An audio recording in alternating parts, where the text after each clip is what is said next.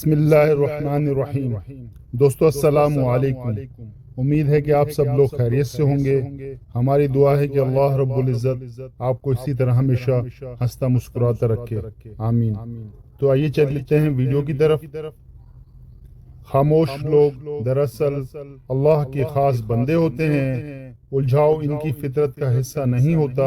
اگر ان پر زیادتی یا ظلم مسلط کر بھی دیا جائے تو وہ محض وضاحت دے کر خاموش ہو جاتے ہیں، کیونکہ ان کا مقدمہ لڑنے والا خود اللہ ہوتا ہے اور فرشتے اس کے حق میں دعائیں کرنے والے ہوتے ہیں۔ ہم کبھی جان ہی نہیں پاتے کہ خاموش لوگ کتنے طاقتور اور اختیارات کے مالک ہوتے ہیں۔ مضبوط لوگ خاموش رہتے ہیں اور وہ کبھی کسی سے شکایت نہیں کرتے۔ بعض اوقات خاموشی اختیاری نہیں بلکہ مجبوری ہوتی ہے، کیونکہ انسان جھوٹ بولنا نہیں چاہتا اور سچ بول نہیں سکتا۔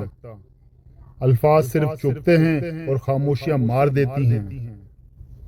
تاروں کو انسان تب گھورتا ہے جب زمین پہ اس کا کچھ کھو گیا ہو۔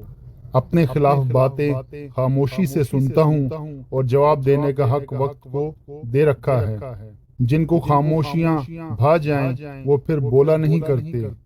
بعض دفعہ خاموشی وجود پر نہیں دل میں اترتی ہے، پھر اس سے مکمل خوبصورت اور بامعنی گفتگو کوئی اور چیز نہیں کر سکتی، اور یہ گفتگو انسان کی ساری زندگی کا حاصل ہوتی ہے، اور اس گفتگو کے بعد ایک دوسرے سے دوبارہ کچھ کہنا نہیں پڑتا۔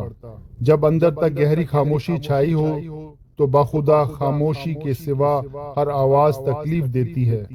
خاموشی ایک نعمت ہے، بالخصوص اس مقام پر جہاں اختلافات زیادہ، آوازیں بلند ہوں، علم کی کمی اور دلیل کی کوئی اوقات نہ ہو۔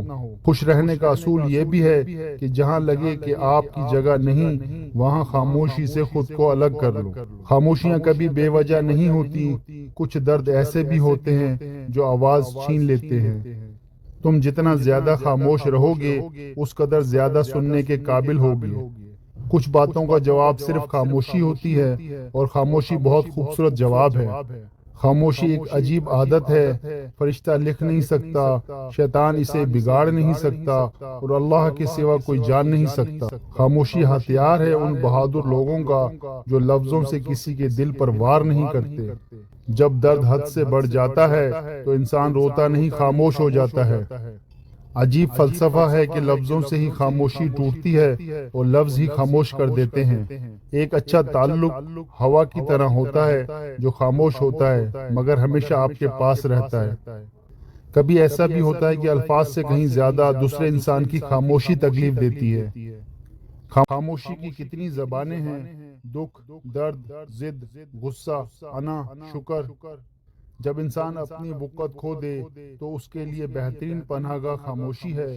وضاحت کبھی سچا ثابت نہیں کر سکتی، ندامت کبھی نعم البدل نہیں ہو سکتی، اور الفاظ کبھی بھی انسان کو کھویا ہوا مقام واپس نہیں دلا سکتے، مگر خاموشی اسے مزید تذلیل سے بچا سکتی ہے۔